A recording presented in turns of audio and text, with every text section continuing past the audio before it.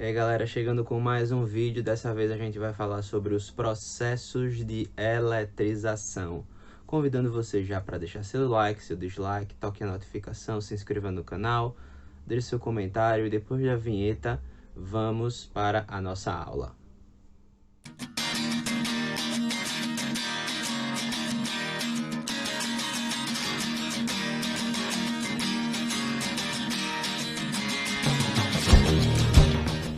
Então pessoal, como falamos lá na introdução, vamos falar sobre os processos de eletrização e vamos começar pela eletrização por atrito. Primeira coisa da eletrização por atrito que a gente precisa lembrar: a eletrização por atrito ela é feita através, a gente observa quando a gente utiliza materiais que têm origens diferentes. Por exemplo, se a gente pegar uma caneta de plástico, e esfrega essa caneta numa camiseta, num pedaço de pano que é feita de algodão. O que vai acontecer? O algodão ele tem uma tendência maior de ficar positivo que o plástico. O que vai acontecer então é que elétrons serão distribuídos do algodão para a caneta. Isso quer dizer que o algodão ele vai ficar eletricamente positivo, a caneta vai ficar eletricamente negativa e eles vão começar a se atrair, como a gente falou no outro vídeo. Isso quer dizer que tem outra característica interessante da eletrização por atrito, é importante a gente saber, é que os corpos eles sempre vão adquirir sinais diferentes de carga, né? Sinais de carga diferentes. E outra coisa, como os elétrons que saíram do algodão foram parar na caneta, quer dizer que a mesma quantidade de elétrons que o algodão perdeu foi exatamente a mesma quantidade de elétrons que a caneta absorveu. Isso quer dizer que na eletrização por atrito os corpos vão adquirir sinais diferentes, porém as cargas serão iguais em módulo. Cargas iguais. Um exemplo: se, por exemplo, o algodão, deixa eu representar aqui, se o algodão adquirir uma carga positiva de mais 2 microcoulombs, quer dizer que a caneta de plástico vai adquirir uma carga de menos 2 microcoulombs. Esta é basicamente o que a gente pode falar sobre a eletrização por atrito. O outro tipo de eletrização é a eletrização conhecida como eletrização por contato. Primeira diferença da eletrização de atrito e por contato: os materiais podem ser iguais. Mas também podem ser diferentes, tá? Não é obrigatório que na eletrização por contato os materiais sejam iguais, ok? Não é obrigatório. Porém, é muito comum nas questões que a gente vê sobre a eletrização por contato os materiais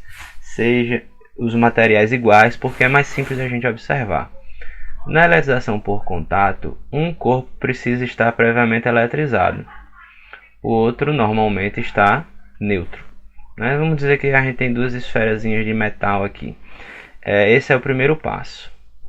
No segundo passo, a gente simplesmente faz com que as duas esferas entrem em contato. Como essa está previamente positiva, ela vai, já que ela tem uma carga maior, essa aqui tem uma carga, essa aqui está sem carga. Essa carga da esfera positiva ela vai ser dividida entre as duas. Isso quer dizer que neste caso a esfera neutra vai acabar perdendo elétrons. Lembra que para ficar positiva ela precisa perder elétrons. E no passo 3 você vai ter as duas esferas eletrizadas positivamente. Um detalhe importante: a quantidade de carga que cada esfera ou cada material adquire, ela é proporcional ao tamanho do material, é proporcional ao tamanho e também proporcional ao próprio material. Existem materiais que eles têm uma tendência maior a perder ou receber elétrons do que outros, e o tamanho ele vai indicar a capacidade natural dele receber aquela carga. Se eu tenho duas esferas, uma esfera é o dobro da outra, digamos que uma esfera é 2 vezes maior, essa esfera ela consequentemente vai receber 2 vezes mais carga, e assim por diante, sendo essas duas de mesmo material. Se as duas esferas forem de tamanhos iguais, aí elas vão adquirir exatamente o mesmo número de carga. Agora, galera, para encerrar a parte de processos de eletrização, vamos conversar sobre o processo de indução, que é bem diferente dos outros dois. Da mesma forma que os outros dois, o processo de indução tem algumas características. Talvez a mais marcante é que a gente consegue ver com mais propriedade quando os materiais são condutores. Mas não importa, a gente vai ter sempre um indutor carregado, ou seja, um indutor que vai ter previamente carga. O que acontece?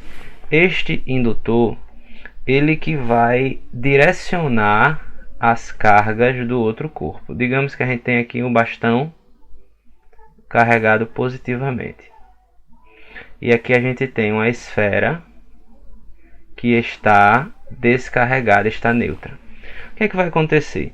Se eu aproximar o indutor da esfera que está neutra, a esfera que está neutra a gente chama de corpo induzido, as cargas positivas do indutor vão atrair as cargas negativas no induzido, fazendo com que esse induzido ele fique de uma forma que a gente chama polarizada. Cargas negativas de um lado, cargas positivas do outro lado. E o que é que a gente pode fazer com esse corpo induzido para ele ficar carregado oficialmente? A gente pode utilizar uma artimanha bem interessante, que é fazer uma ligação dele com a Terra. Exatamente, a gente vai aplicar a ele um fio terra, que é simplesmente quando a gente aplica um fio terra, que a gente representa dessa forma, vou colocar aqui terra. Quando a gente coloca qualquer corpo eletrizado ligado à Terra, esse corpo ele vai ficar descarregado. Isso quer dizer que se eu coloco o induzido, eu ligo essa parte aqui contrária, lembrando que aqui desse lado a gente ainda tem o indutor carregado, tá, gente? A gente não pode afastar o indutor ainda. Se eu tenho essa parte aqui ligada à Terra, essa parte ela vai ser descarregada, de modo que a Terra ela vai enviar elétrons para essa parte positiva ficar neutra. Isso acontece instantaneamente. O passo seguinte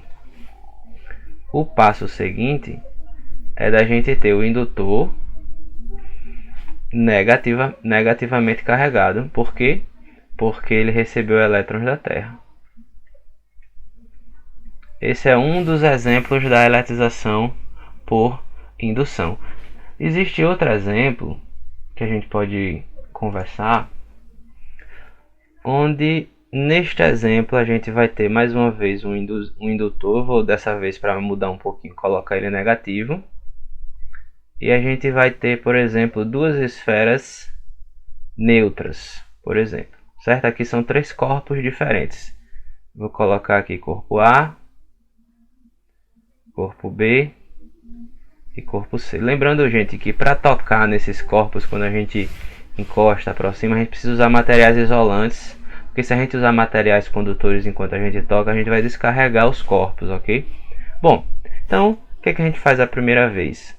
A gente encosta o corpo B e o corpo C, certo? Aqui é o corpo B, aqui é o corpo C, e aproxima o indutor deles. O indutor está carregado negativamente. O que é que vai acontecer? As cargas negativas do indutor vão atrair as cargas positivas. Então o corpo B vai ficar acumulado com cargas positivas e o corpo C vai ficar acumulado com cargas negativas, porque essas cargas negativas foram repelidas pelas cargas negativas do indutor. O próximo passo é a gente separar esses dois corpos. Quando a gente separar esses dois corpos, quando a gente separar o corpo B do corpo C mais uma vez, corpo B e o corpo C, aqui está mais uma vez o indutor A, o indutor A vai continuar com as suas cargas negativas, só que por conta dessa separação, o corpo B ele vai ficar agora com cargas positivas, o corpo C vai ficar agora com cargas negativas. Lembrando que a gente só pode fazer essa separação com o indutor próximo dos dois, porque se eu afastar o indutor dos dois corpos, eles vão voltar a ficar sem cargas. A polarização de cargas não vai acontecer. A polarização de carga só acontece se eu tiver com o indutor próximo desses dois corpos. Então foi isso, galera. Essa foi a nossa aula. Espero que vocês tenham entendido tudo. Deixe seu like, seu dislike, toque a notificação e até a próxima aula. Valeu!